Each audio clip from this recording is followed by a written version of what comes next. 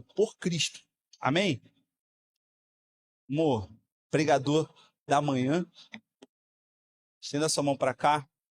Jesus, obrigado pela vida do Rodrigo, da Débora, do Caleb, da Maria. Obrigado por essa família. Senhor, usa o teu filho mais uma vez, essa manhã. Nós oramos por espírito de sabedoria e revelação. Nós oramos, Pai, para que ele seja usado pelo Senhor de forma poderosa.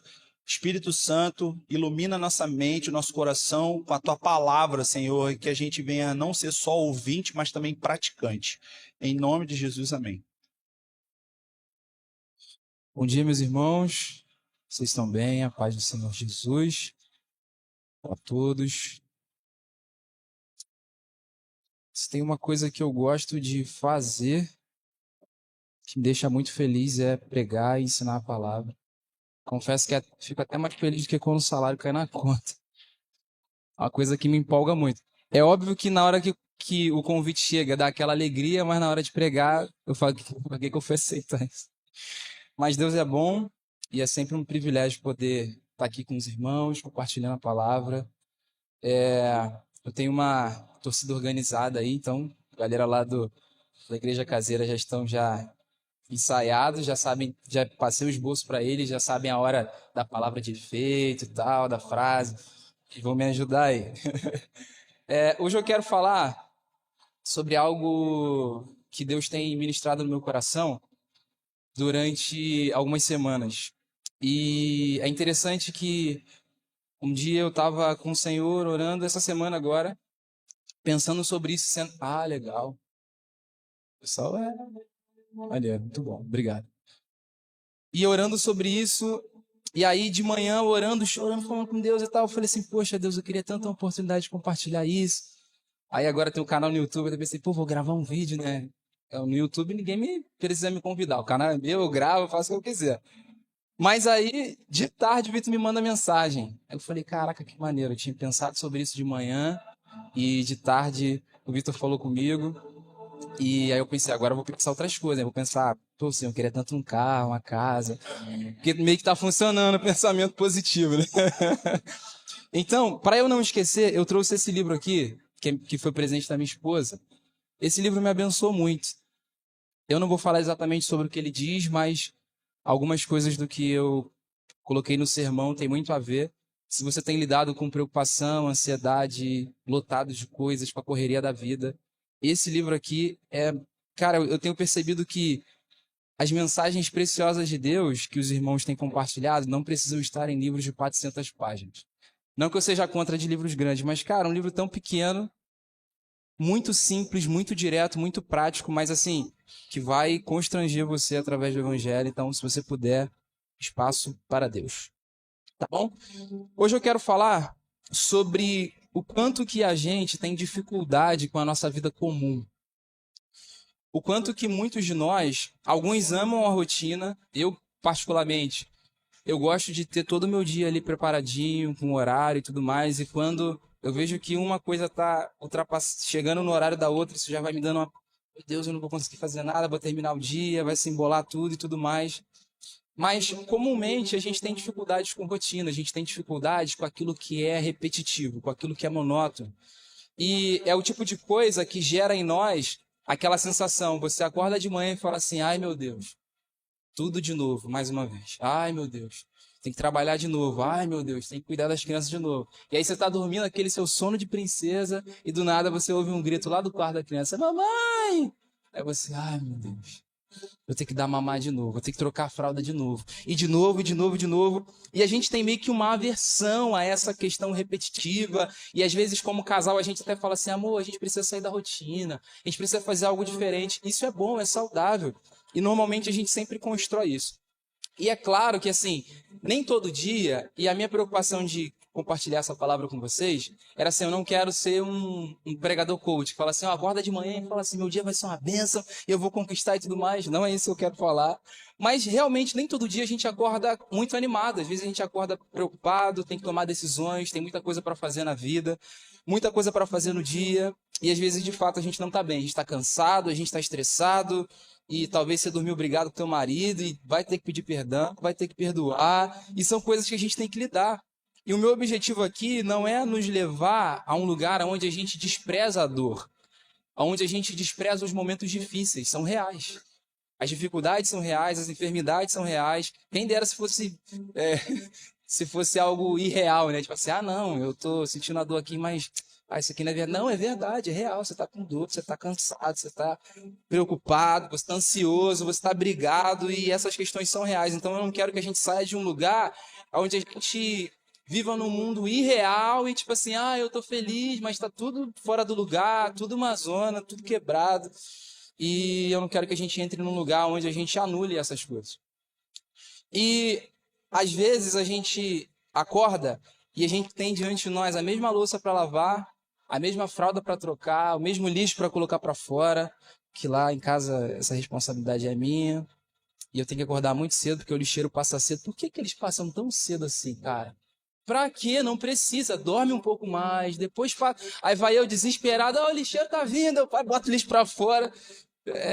E tem que descer a escada e cata, cadê? Pegou o lixo daí, pegou o lixo daqui. Gente, isso é uma confusão. Mas eu vou mergulhar nisso.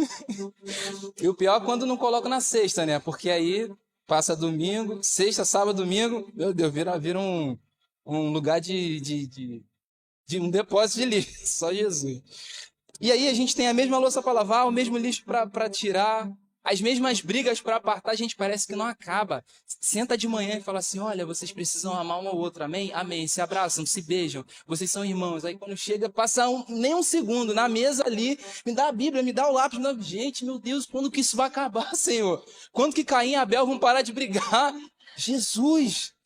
E é a mesma coisa, todo dia, toda hora, repetitivo, e a gente fala assim, meu Deus, talvez as mães, elas lidam com essa repetição de casa, porque a maioria está mais em casa.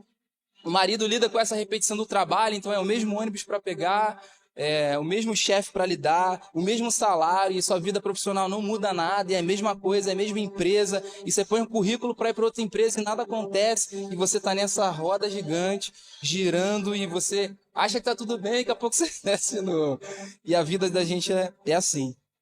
E aí você vai dormir e acorda no dia seguinte para fazer as mesmas coisas. E acredite se quiser, muitos casais hoje estão se divorciando, alegando ser culpa da rotina. Olha, a gente não faz nada, a gente só trabalha, a gente só cuida da casa, então não está dando mais certo. Olha como que a rotina, quando ela é olhada numa perspectiva errada, e quando a gente não tem Cristo para nos ajudar a viver esses momentos repetitivos, a gente coloca a rotina como culpa de tudo. Então, eu não sou uma mãe feliz porque todo dia eu tenho que fazer a mesma coisa. Eu não sou um pai feliz porque todo dia eu tenho que trabalhar. Claro, se você não trabalhar, não vai cair maná do céu. Tem que trabalhar, tem que fazer isso. Então, a gente precisa olhar os nossos dias comuns com a ótica de Cristo. Como Cristo olha isso. E o melhor, o meu desejo é que nós possamos enxergar aonde Cristo está no meio de tudo isso. Porque, e aí eu vou falar, eu fico empolgado, eu vou acabar antecipando o que é para eu falar lá na frente. E aí nós vivemos esses dias de frustração, dias de cansaço e insatisfação em todas as áreas da nossa vida.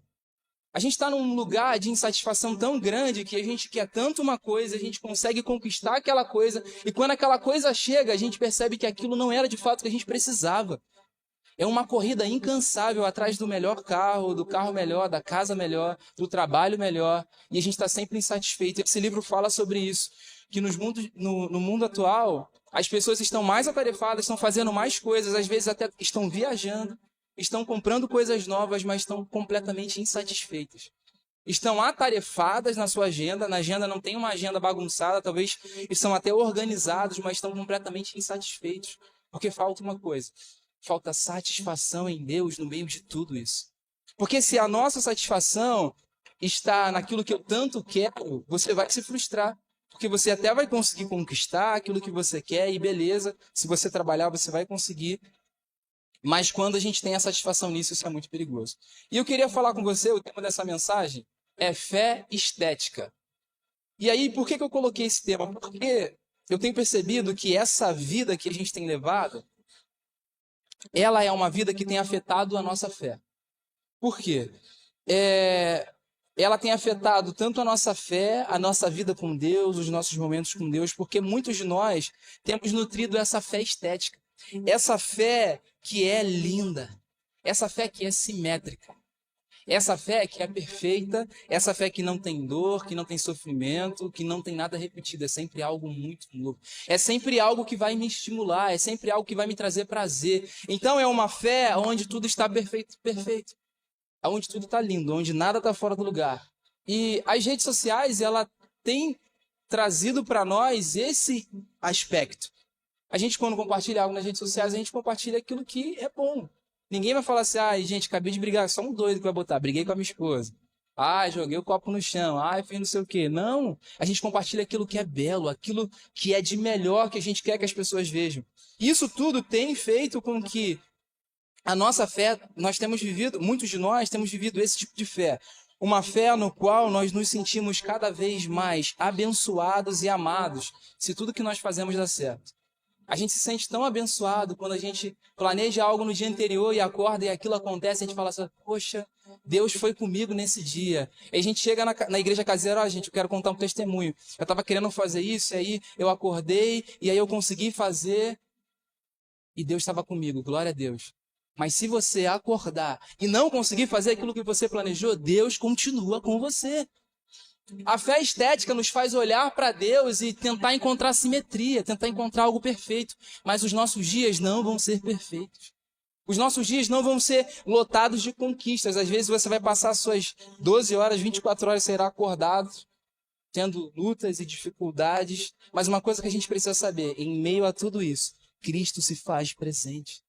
Cristo está lá. Então a gente precisa nutrir uma fé verdadeira, uma fé sólida, uma fé em Cristo na qual, independente do que aconteça, nós temos a consciência de que a presença de Deus está lá. E essa fé estética é uma fé que nos faz crer no Deus da Xuxa. Vocês conhecem o Deus da Xuxa? O Bibo fala sobre isso. É o Deus da Xuxa, que é o Deus que a gente ora para ele assim, tudo que eu quiser, o cara lá de cima vai me dar. Então a gente chega diante de Deus achando que Deus está ali sentado com um caderno falando assim, filho, conta tudo para mim que você precisa. É um carro? Ô, meu filho, eu te amo tanto. Assim, eu sou tão perfeito, fala para mim a cor do carro. Fala para mim a roda que você quer. Fala para mim o que você precisa, que eu sou um pai tão bom, tão amoroso, que eu vou te dar. E a gente chega diante de Deus e acha que tudo o que eu quiser, Ele vai me dar. E esse é o Deus da Xuxa. Porque o nosso Deus, às vezes nós vamos chegar, vamos clamar, vamos pedir, mas e quando Ele não der? E quando Ele não fizer? Tem até um hino, né, da irmã Flor de Lis. Deus abençoe. Meu Deus do céu. Que ela fala, e se Ele não quiser matar, ela fala, você já, para, não finge não. Não finge não que tu cantava isso na CIB, lá na tua igreja, fazia uniforme lá do congresso, eu sei disso. Mas ela fala algo interessante. Na teologia da Flor de Lis, ela diz, se Deus não fizer nada, o que você faz? Você questiona, ela adora. Então, eu acho que eu não concordo com nada. Mas assim, vamos tirar uma coisa boa disso? De fato, Deus ele não é aquela pessoa que vai estar ali para nos dar tudo que a gente precisa. Deus não nos convida para um evangelho onde a gente vive caçando borboletas e tudo mais, mas às vezes você vai estar sentado debaixo da árvore falando assim, Deus, tira a minha vida porque eu não aguento mais. E você acha que Deus fala assim, não, peraí, não, o meu filho, ele está lá. Ele está lá com você. E aí tem um hinozinho que é melhor, né, que fala o quê? Nas horas escuras da vida, Jesus está lá. Esse é melhorzinho do que o da Flor de Lis. Então, a gente acha que Deus é aquela pessoa que está ali sentada, esperando a gente pedir o que a gente precisar, que Ele vai dar. Só que o problema da fé estética é porque ela é uma fé que nos faz desprezar o que é comum. Porque o que é comum não é atrativo, gente. Gente, lavar louça é atrativo? Não. É algo chato. É algo ruim. Se você é um homem e não lava a louça que você vai ter sucesso no teu casamento. Tá? Pega essa chave aí. Pega. A fé estética, ela nos afasta do que é comum. Ela nos faz desprezar o que é comum. A fé estética, ela é uma fé compartilhável. Ela é bela aos olhos. A fé estética, ela não demonstra fraqueza. Porque logo, eu posso todas as coisas em Cristo que me fortalece. Logo, eu sou vencedor em Cristo Jesus. Isso é a fé estética na qual você não demonstra sua fraqueza. E aí chega na igreja caseira, sabe o que a fé estética faz com a gente? Ah, gente, tá tudo bem, assim, graças a Deus eu tenho conquistado muitas coisas, mas você tá cheio de problemas, cheio de mazela. Você quer botar para fora, mas você não consegue, porque você quer mostrar que o Cristo da sua vida tá fazendo tudo dar certo, mas você sabe que não tá. Você sabe que não tá. A fé estética, ela é atrativa. Ela é algo que atrai. Se eu falar para você aqui que se a segunda-feira vai ser abençoada, você vai falar o quê? Eu recebo, eu preciso. E normalmente a fé estética é o quê? No final do culto fala o quê? Levanta suas mãos, a graça do nosso Senhor Salvador Jesus Cristo. Fala para o irmão que está do seu lado. Se prepara para a melhor semana da sua vida. E se não for a melhor semana da sua vida? E se você ficar desempregado? E se você perder alguém? E se você receber um diagnóstico? E se seu carro bater? E se a sua casa inundar? E aí, o que nós vamos fazer? O que nós precisamos entender é que diante de todas as dificuldades dos nossos dias, a presença de Cristo está lá. E nós precisamos nos livrar dessa fé que acha que tudo é perfeito, que tudo é lindo. E quando as coisas começam a sair do lugar, deve ser porque Deus se afastou de mim. Não, Ele está com você quando você conquista algo, mas quando você perde algo, Ele continua estando lá. O nosso desafio é enxergar Deus nos nossos dias comuns. E se não for a melhor semana da sua vida, e se não for o melhor ano da sua vida, isso é vazio. Isso é irreal. Eu não tenho como chegar para você e dizer que vai ser o melhor ano da sua vida, que você vai conquistar, mas às vezes vai ser o ano que você vai falar assim, meu Deus, será que realmente o Senhor estava comigo? E sim, precisamos ter a consciência de que Deus está, de que a presença de Deus está conosco. E eu percebo que essa fé estética, ela traz para nós dois problemas. E eu gostaria que a gente refletisse sobre isso. O primeiro problema que essa fé traz para nós é a separação do que é santo e do que não é santo. E aí o que acontece? Normalmente, quando chega no final do domingo, muitos de nós desativam o modo cristão. Então, a gente tem um botão chamado modo cristão, e aí acaba o culto, a gente, fala para o Senhor, a gente abraça, a gente ora, recebe oração, mas quando acaba o domingo, para a gente aqui é um pouco pior, porque a gente aqui desliga o modo cristão na hora do almoço. Porque o culto é de manhã, aí chega a hora do almoço, não, peraí, modo cristão, jogo do Mengão, tal, vou ver, vou assistir. Então, assim, e a gente desliga isso porque a gente acha que o domingo é o sagrado e que domingo tem a presença de Deus, só que a segunda-feira não. Peraí, gente, não vamos confundir as coisas. Segunda-feira eu sou profissional, gente. Segunda-feira eu tenho que vender, porque se eu não vender, eu não tenho sustento. Segunda-feira eu tenho que bater meta. Peraí, gente, espiritual. Gente, o que fica no culto, fica no culto. A vida é outra coisa.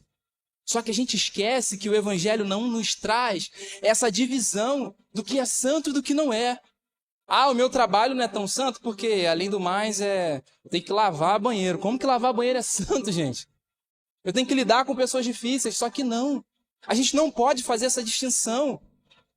E aí algo interessante, enquanto eu preparava o sermão, eu lembrei que, vocês sabem que eu era da Assembleia, né? Eu era. E aí o que acontece? A minha avó me ensinou que não existe roupa de crente e roupa de ir para a igreja e roupa de ficar em casa.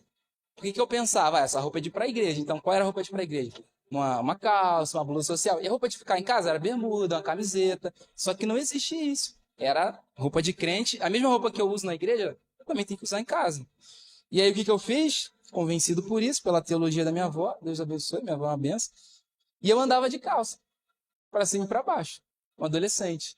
No calor, no sol, de bicicleta, de carro, eu andava de calça e chinelo, vai na padaria. Aí eu tirava o short, porque eu usava short em casa, eu era um crente mais ou menos, né? Aí eu botava a calça e ia Rodrigo lá, com a calça. Aí eu voltava, tirava a calça. Gente, de fato, não existe essa distinção. Vamos lá. Você não vai vir de biquíni para a igreja, né? Ok, amém. Mas, na teoria, por mais que isso tenha aspectos bons, mas, na realidade, isso é um erro.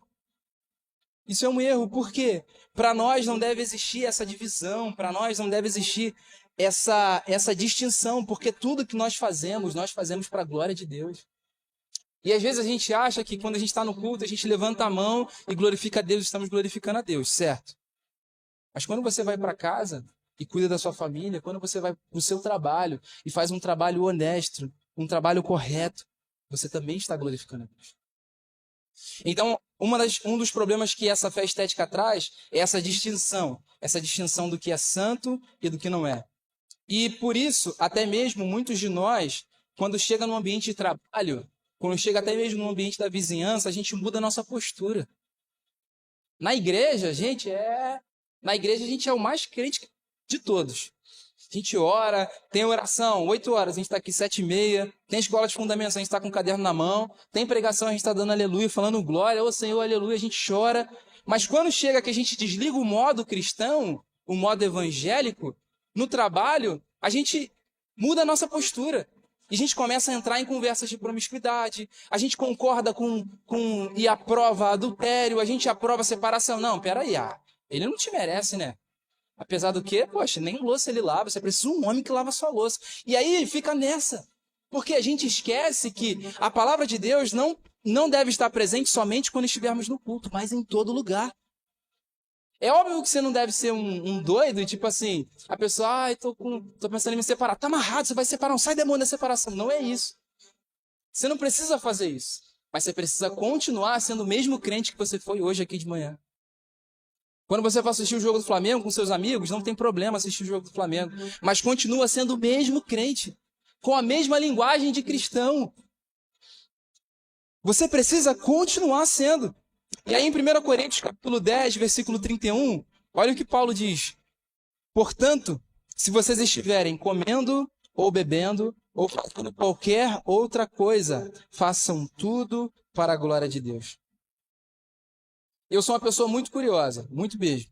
Às vezes é até perigoso, porque o YouTube é uma tentação. Parece lá, olha como que esse homem construiu essa casa com 10 reais. Eu falo, nossa, não acredito. Aí eu vou, é difícil. E aí eu fui pesquisar. Sabe o que significa essa palavra comer no original? Vocês têm que estudar mais a Bíblia, gente. Sabe o que significa? Nada. Comer. O que Paulo está dizendo é exatamente o que o texto diz. Glorifique a Deus enquanto estiver vivendo e fazendo coisas comuns. Glorifique a Deus enquanto você estiver comendo, enquanto você estiver bebendo. É claro que o contexto aqui vai falar sobre pessoas estiverem comendo alguma coisa e tudo mais, depois você pode ler. Mas a gente pode tirar daqui o princípio do qual a nossa vida e o que nós fazemos, comendo, bebendo ou qualquer outra coisa, precisa glorificar a Deus. Precisa edificar os nossos irmãos. E a segunda coisa, o segundo problema que eu vejo que tem nos afetado com essa fé estética é o desprezo pela vida comum e uma obsessão pelo extraordinário. E de fato, eu estou convencido que muitos de nós repudiamos o ordinário porque normalmente o que é ordinário não é visível. Você lava a louça, ninguém vê. Você varre a casa, ninguém vê. Até mesmo no seu momento de oração, aquele momentozinho, ai Senhor, abençoa meu dia, em nome de Jesus, amém. Ninguém vê. Ninguém vê você indo trabalhar, ninguém vê você no BRT lotado, ninguém vê você se estressando com seu chefe, ninguém vê você sendo ofendido, caluniado, ninguém vê tudo que você passa, porque o ordinário, muitas das vezes, ele não é algo visível. Ele é algo que ninguém está apreciando. Se eu passo na rua e você está varrendo a sua calçada, tudo bem, opa, bom dia, e continuo. Não tem nada de extraordinário fazer isso. Não tem nada de extraordinário fazer café para os filhos. Não tem nada de extraordinário ler a Bíblia para os seus filhos. É mais do que a nossa obrigação. Se eu sei que você está lendo a Bíblia, pô, legal, por que você está lendo aí? Pô, vou ler também e tal. Mas não tem nada que faça assim, uau, ele está fazendo devocional com seus filhos. Não. O que é ordinário, o que é comum, o que é repetitivo, é algo que muitas das vezes não é visível. E é estranho que, às vezes a gente é tão estranho, às vezes a gente é tão esquisito, que quando a gente vê alguém compartilhando o ordinário, então vamos lá, eu vou ter uma rotina aqui, a minha rotina é limpar o violão, aí eu boto para gravar, eu finjo que alguém está me gravando, né? Vou limpar o violão aqui. E aí quando a gente olha, a gente fala assim, uau, como ele limpa o violão bem. E aí alguém posta um vídeo lavando louça. E a gente olha para essa pessoa e fala assim, uau, como que ela lava a louça para a glória de Deus. Só que o que ela está fazendo? Algo comum, algo ordinário. E da mesma forma que ela está fazendo isso para a glória de Deus, isso também é acessível a nós. Isso também deve ser algo que afete a nossa vida. Então, a gente é tão assim porque se alguém faz algo ordinário, posta, coloca uma música legal, uma letrinha e aquela do Oceanos, né? A gente fala assim, uau, como ela varre a casa tão bem, para a glória de Deus. Sendo que nós também deveríamos fazer isso. O ordinário muitas das vezes não é visível. O ordinário muitas das vezes não é apreciado, não é aplaudido, mas a presença de Deus está lá. A presença de Deus está lá. E olha como foi sobrenatural a vida do primeiro homem que Deus colocou na terra. Gênesis capítulo 2, versículo 15, fala assim, o Senhor Deus tomou o homem e colocou-o no jardim do Éden para... Aí eu quero te dar uma observação aqui. Quero te dar uma dica. Sempre que você ler na Bíblia a palavra para, você para, circula essa palavra e lê o contexto novamente. Porque essa palavra está indicando que o motivo pelo qual o que foi dito antes do para, o motivo pelo qual o que vai acontecer depois... Exatamente. Cara, professor, fala aí, Rodrigo, explica. O que vai vir depois é a finalidade do que você tinha lido antes, né? Obrigado. Tá vendo? O que vai vir depois é a finalidade que você leu antes. Então, se você está lendo, o Senhor Deus tomou o homem, beleza, tomou o homem, ok. Colocou no jardim do Éden, beleza, colocou no jardim... Opa! Então, Deus tomou o homem, colocou no jardim do Éden para alguma coisa. Para fazer alguma coisa. Então, quando você leu para, já fica prestando atenção. E aí, olha que espiritual, olha que poderoso, olha que grandioso, olha que inspirador isso. Para cultivar e guardar. Gente, é empolgante cultivar e guardar? É empolgante trabalhar? Simplesmente, vamos parar para entender. Adão, criado pela própria Trindade, semelhante a Deus, e como imagem de Deus, ele foi colocado no jardim para trabalhar. Deus não colocou Adão no jardim para voar com os anjos, para poder fazer coisas mirabolantes. Deus colocou Adão no jardim para fazer algo comum, trabalhar. Mas sabe qual é a diferença? Que enquanto Adão trabalhava, ele também desfrutava da glória de Deus.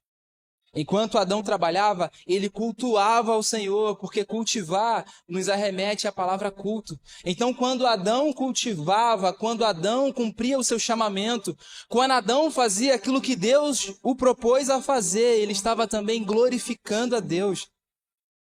Então, Deus pegou Adão e colocou no jardim, não para ter dias extraordinários, mas para ter dias comuns. E o Senhor se encontrava com Adão.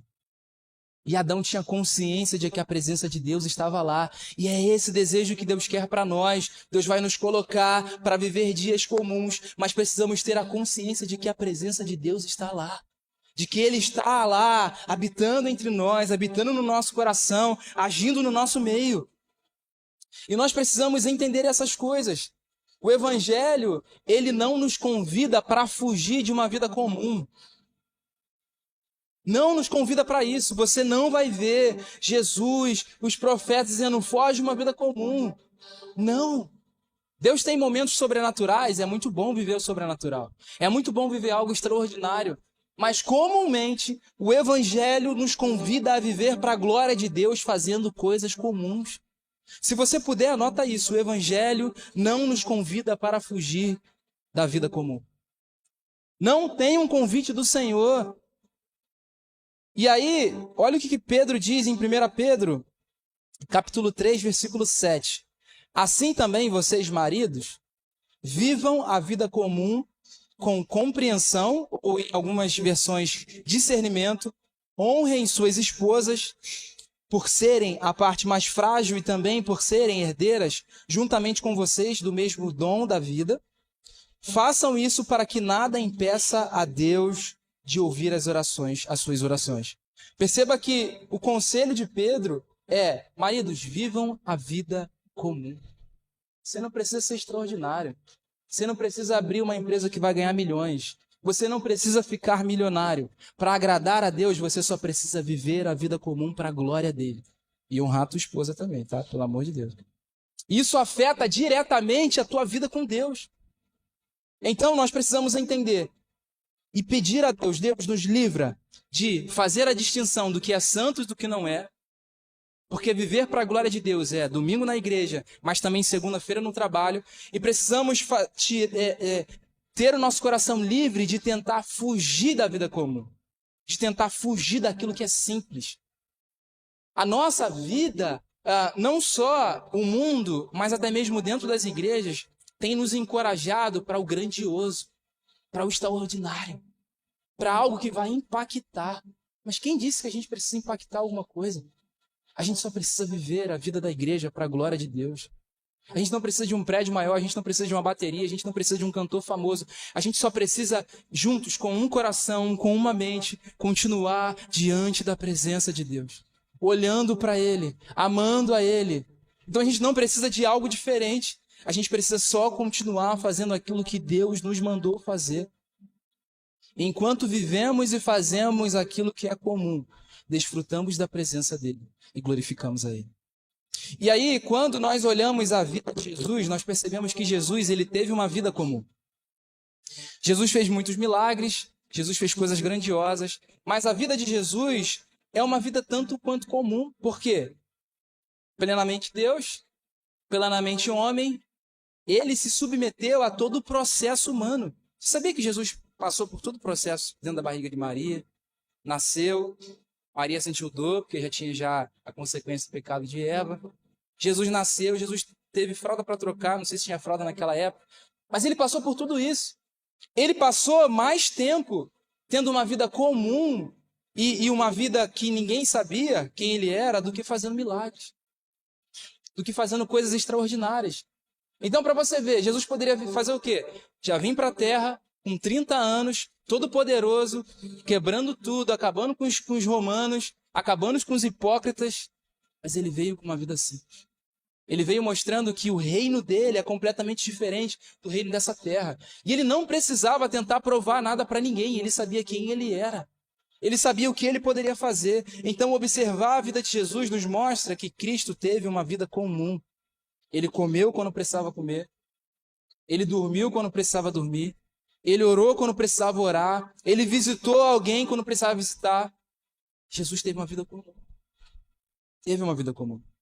E aí, em João 2, relata o primeiro milagre de Jesus. Qual que é o contexto? Jesus é convidado para um casamento e aí a gente já percebe que o casamento não é mil maravilhas e antes da noite de núpcias, simplesmente o vinho acaba. O vinho era algo muito importante, era como se hoje acabasse, sei lá, você convida alguém para comer churrasco no teu casamento e acaba a carne. Tipo, meu Deus, não tem carne, e agora? E aí, isso gerou ali uma confusão ali, meu Deus, tem que resolver isso. Aí Maria foi lá, se meteu, porque mãe é assim, né? Graças a Deus pelas nossas mães. E aí chamou Jesus, ajuda aí, resolve. Aí Jesus falou assim, oh, mãinha, segura aí, espera aí que minha hora não chegou. E aí Jesus estava lá. Jesus simplesmente fez algo sobrenatural. Ele pegou a água e transformou em vinho. A ciência tenta explicar isso e fala que é uma coisa muito doida. É a molécula que tem que fazer isso, que tem que fazer aquilo. Tipo assim, não dá para fazer. Naturalmente, a ciência não consegue replicar esse milagre. E aí foi sobrenatural. Tipo, todo mundo viu a água sendo transformada em vinho. E aí o rapazinho lá que experimentou falou assim, nossa, normalmente a gente dá o pior vinho e aí guarda o melhor para o final, só que a gente dá o pior vinho, dá o melhor vinho e guarda o pior vinho para o final. Só que você guardou o melhor vinho para o final. Ou seja, o que Cristo transformou foi muito melhor do que o outro vinho que ele tinha. E aí, um milagre extraordinário, um milagre impressionante. E o que me deixa assim mais animado quando eu estava lendo esse texto ontem é que depois que Jesus faz esse milagre, ele faz uma coisa muito sobrenatural. Abre sua Bíblia, João, capítulo 2, versículo 12. Pensa só, Jesus tinha acabado de transformar água em vinho.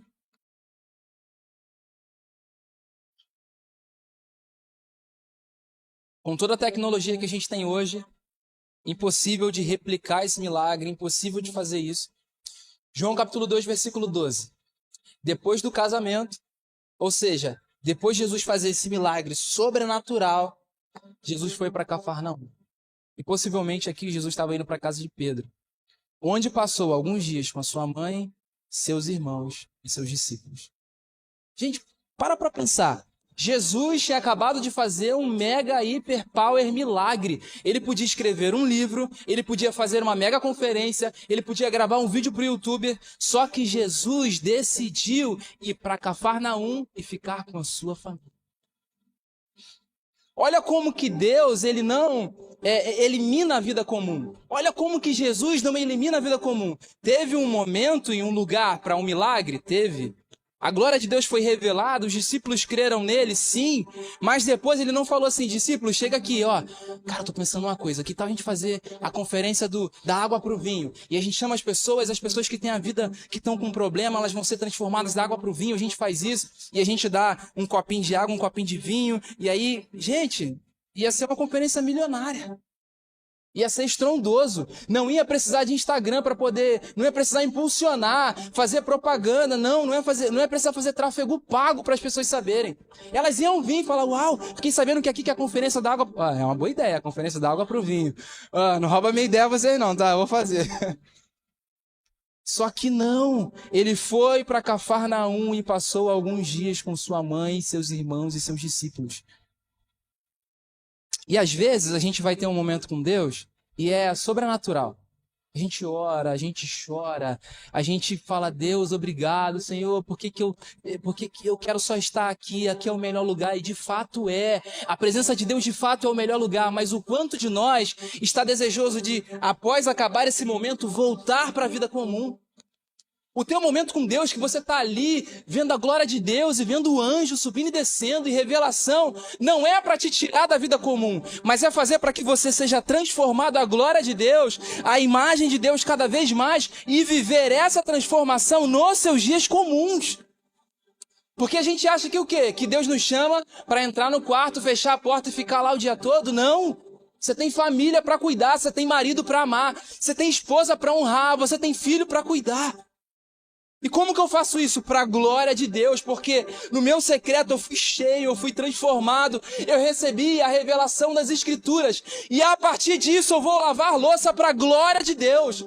Eu vou amar os meus filhos para a glória de Deus. Vai ter briga, vai ter confusão, vai ter coisa chata, vai ter discussão, mas Deus me ajuda a fazer tudo isso para a tua glória. A gente não pode desejar o lugar secreto, o lugar de adoração, o lugar de profundidade em Deus e aquela coisa que tudo acontece e só querer ficar lá, mas não. Do lado de fora do seu quarto tem filho te esperando. Tem janta para fazer, tem almoço para fazer e tudo bem. E tudo bem por isso. Porque você faz isso glorificando a Deus, satisfeito em Deus. Quando você sai do seu quarto, tem conta para pagar. Quando você sai do seu quarto, as contas estão vencendo, o aluguel está vencendo, a laje está batendo na sua porta para cortar a tua luz. Mas volta, cheio da glória de Deus, e encara seus dias comuns. Não com a sua força, mas agora a partir da força de Deus. Através da revelação de Deus. Então, a partir desse lugar, você vai poder amar o seu vizinho que estaciona o carro na sua porta. A partir desse momento, você vai poder amar o seu vizinho que coloca um som alto e não respeita o seu sono. Porque agora não é mais um problema que você vai resolver com as suas forças, mas a partir do coração de Deus, da glória de Deus, você vai dizer, Senhor, me ajuda a amar esse vizinho. Me ajuda a amar esse chefe. Me ajuda a amar a minha esposa, os meus filhos, a minha sogra, o meu sogro, me ajuda a amar. A partir desse lugar. Então, um lugar de revelação e profundidade em Deus não é um lugar para nos tirar da vida comum, pelo contrário. Nós vamos voltar para esse lugar comum. E Ele deseja que, através da nossa satisfação nele, vivamos nossa vida comum para a glória dele. Do lado de fora do quarto, tem conta para pagar, problema para resolver.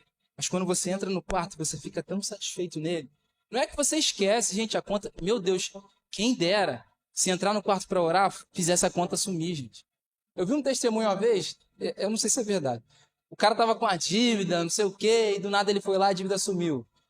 Não sei se foi um sistema, um problema no sistema, não sei. Porque assim, Jesus pagou imposto, e aí não conheço esse Jesus que foge das responsabilidades. Mas amém. Mas Deus pode fazer um milagre, te dar uma provisão, fazer alguma coisa. Deus também pode te ensinar a administrar melhor as tuas finanças, amém? E aí, isso não vai acabar. E às vezes a gente acha que não, eu vou orar aqui, eu vou fazer, e quando eu sair desse lugar com Deus, tudo vai mudar. Às vezes não vai mudar. De verdade, às vezes até pior. Você acaba de orar, aquele momento com Deus, do nada tu sai, as crianças estão se matando. Meu Deus, Senhor!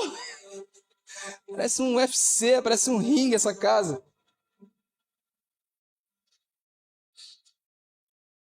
Do lado de fora do teu quarto, tem a vida comum te esperando. E a gente não vai fugir disso. A gente não pode fugir disso. A gente não pode fugir disso. Senhor, me ajuda.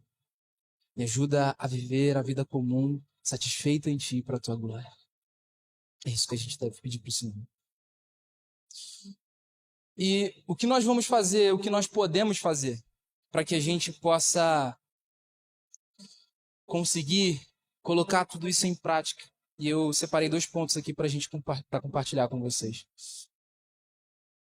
O primeiro ponto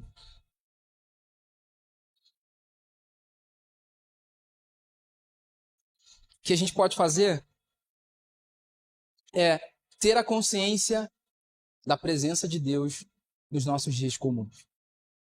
Eu preciso racionalmente lembrar que a presença de Deus está aqui.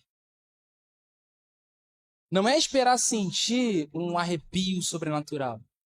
É conscientemente entender, Senhor, o Senhor está aqui. Naturalmente eu não estou sentindo, mas eu sei que o Senhor está aqui. O Senhor governa sobre tudo, a tua glória está sobre todo lugar e o Senhor está aqui.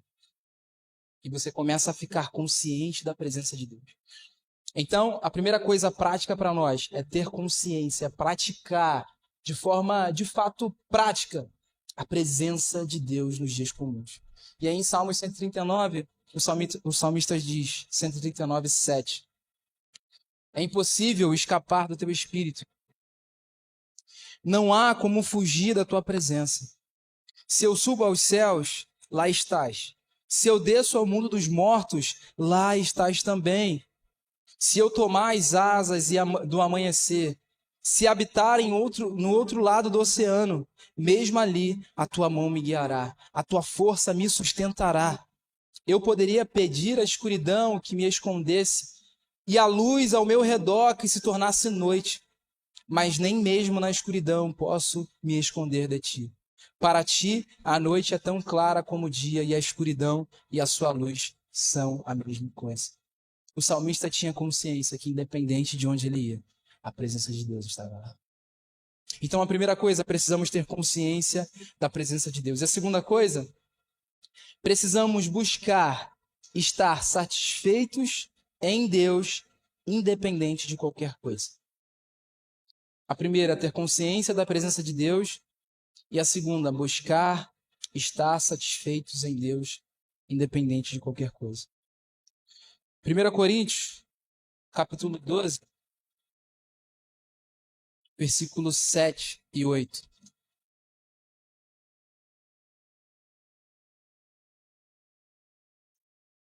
Acho que tiraram o Coríntios da minha. 1 Coríntios 12,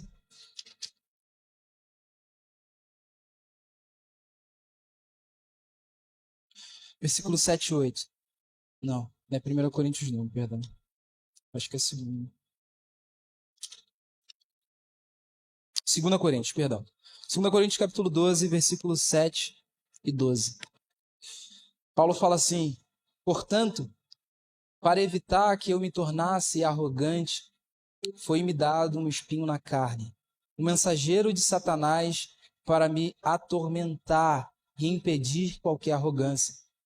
Em 3 ocasiões, Paulo pediu 3 vezes. Em 3 ocasiões, eu supliquei, eu clamei, eu implorei ao Senhor que o removesse.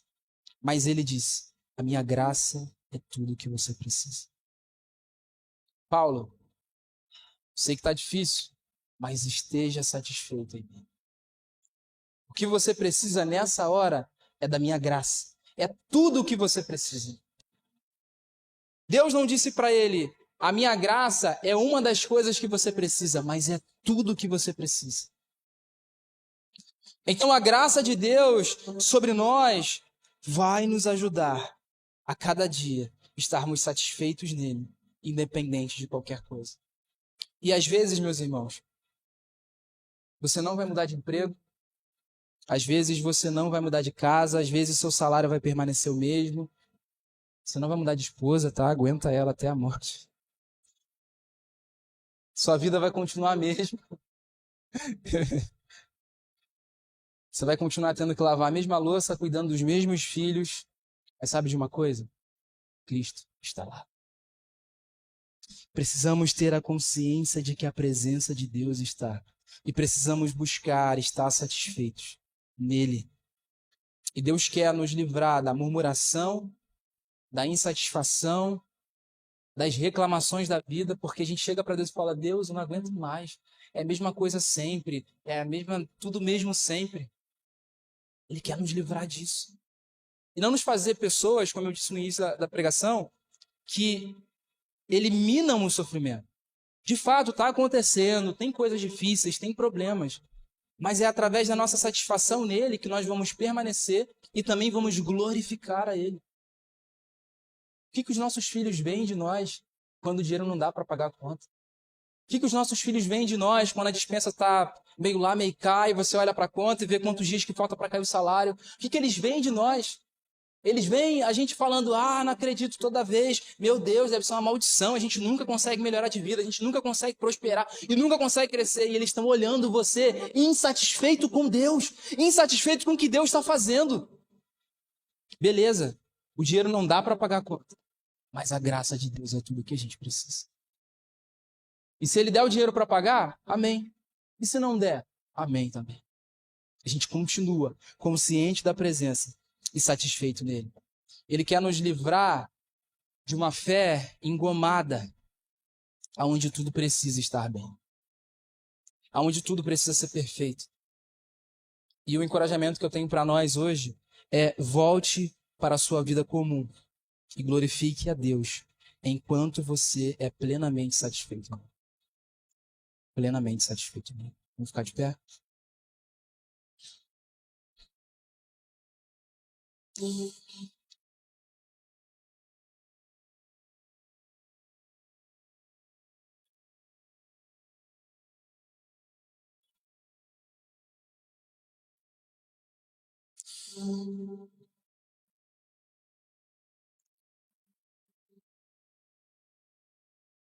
Antes da gente, não sei se vocês vão se preparando aí, mas eu lembro quando eu era criança que tinha uma musiquinha antiga, um corinho, que a gente canta, que os nossos filhos até sabem, né? Que fala sobre Deus está aqui. Vocês conhecem essa música? Deus está aqui, aleluia, tão certo como o ar que eu respiro, tão certo como a manhã que se levanta, tão certo como eu te falo, podes me ouvir. Quando você acordar na segunda-feira, você pode cantar isso diante de Deus. Deus está aqui, tão certo como o ar que eu respiro, tão certo como a manhã que se levanta, Tão certo como eu te falo, podes me ouvir. Tem outra que diz assim também, ó. Doce presença,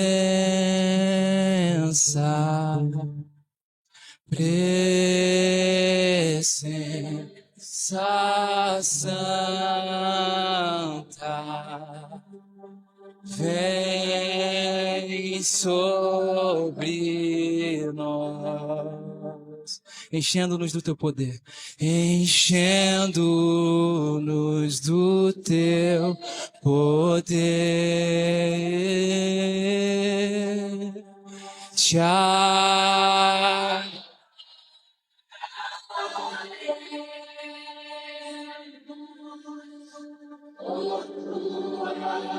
Presença aqui e me renovará os nossos corações.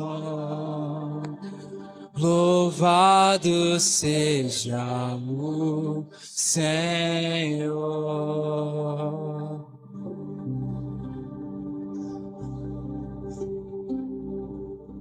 Senhor, nós estamos conscientes da Tua presença, Pai. E nós sabemos das dificuldades dos nossos dias, nós sabemos das nossas fraquezas, nós sabemos dos problemas caseiros, dos problemas domiciliares, dos problemas com os nossos cônjuges. Isso tudo existe. A vida repetitiva, as mesmas coisas. Mas, Senhor, ajuda-nos a discernir e a ter a consciência da Tua presença nos nossos dias comuns. Senhor, isso não é um convite para que a gente ande num lugar de é só vitória, de que eu vou conquistar e de que vai dar tudo certo. Mas esse sermão é para que entre no nosso coração e a gente entenda que mesmo se não der tudo certo, a presença do Senhor continua entre nós. Senhor, a minha oração é para que enquanto, Senhor, estivermos vivendo uma vida comum, o Senhor invada a nossa casa, Deus, com uma presença que pare os nossos afazeres. Senhor, quando estivermos fazendo aquela oração simples com os nossos filhos, agradecendo pelo alimento do dia, que a Tua presença se manifeste, se revele entre nós. E o nosso coração duro e os nossos olhos secos que não derramam mais uma lágrima, possamos olhar e falar: Senhor, obrigado pelo pão de cada dia. Obrigado, obrigado porque o Senhor tem sustentado a nossa casa. Isso não é fruto do meu trabalho, isso não é fruto do meu esforço. É a presença do Senhor em nós, é a presença do Senhor no nosso meio, Pai. Ah, Jesus! Invada enquanto estivermos preenchendo as nossas planilhas financeiras, Deus. Enquanto estivermos preenchendo e vendo que o mês não vai fechar. Mas, Deus, o que nos move não é o quanto temos na nossa conta, mas é a consciência de que a Tua presença está no nosso meio. Ah, Jesus! Ensina-nos a viver uma vida satisfeita em Ti. Nós reclamamos do carro que não temos. Nós reclamamos do ônibus que pegamos. Nós reclamamos da comida que comemos. O nosso coração está cheio de ingratidão, de insatisfação. Mas nos faça olhar para Ti, Senhor. E quando nós nos colocarmos diante do Senhor, clamando e dizendo: Deus, faça isso por mim, Deus, me socorra. E quando a Tua resposta for: a minha graça é tudo o que você precisa, que isso seja um ânimo para nós, que isso nos fortaleça, ó Pai.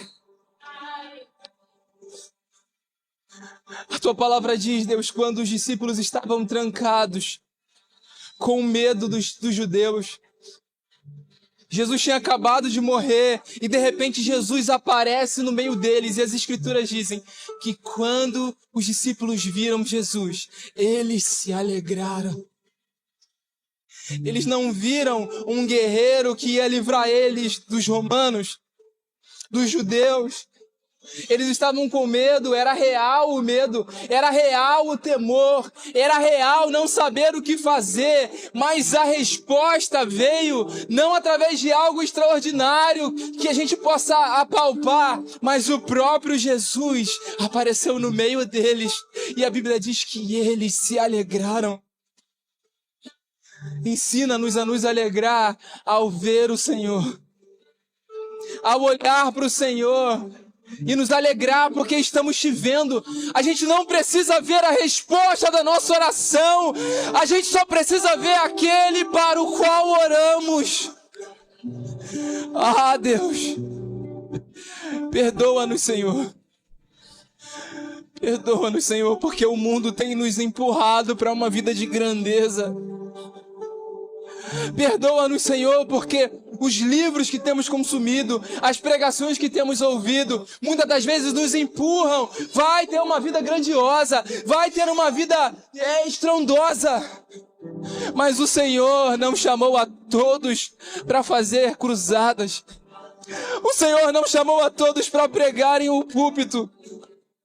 O Senhor não chamou a todos para fazer coisas que vão ser vistas por milhares e milhões de pessoas. Mas coloque em nós uma satisfação por fazer aquilo que ninguém está vendo. Senhor, eu oro por essa mãe insatisfeita com a sua maternidade, porque ela não está conseguindo ser perfeita, ela não está conseguindo dar conta das suas tarefas. E no meio de tudo o filho fica doente, e as coisas saem do controle, e a casa não está tão arrumada quanto gostaria. E tem que equilibrar a atenção para o marido, a atenção para os filhos, e existe uma frustração no seu coração. Mas o Espírito de Deus está trazendo paz para você agora. O Espírito de Deus está trazendo paz para o teu coração agora e dizendo: você não precisa dar conta de tudo. Você só precisa estar satisfeita em mim. Satisfeita em mim. Eu oro, Senhor, por esse homem que está completamente frustrado porque com o seu trabalho não consegue dar aquilo que ele gostaria para sua família. Ele fica frustrado porque a família não come uma comida melhor, porque a família não consegue sair, porque os filhos não vão ao shopping, porque os filhos não têm uma roupa nova. Ele carrega esse peso e fica frustrado porque os amigos da infância estão progredindo, estão crescendo, estão conquistando. Mas, homem, você não precisa disso. Você só precisa ser um homem que ama o Senhor, que está diante dele, que ministra diante do Senhor, independente do que você possa conquistar ou não. Tira esse peso de cima de nós, Pai. Livra-nos, Senhor, de uma fé estética onde nós vamos olhar para o Senhor e achar que vai ser tudo perfeito, tudo lindo. Mas às vezes as dificuldades vão chegar. Às vezes os momentos difíceis vão acontecer. Ajuda-nos a discernir e a entender que o Senhor está lá. Eu te agradeço em nome de Jesus.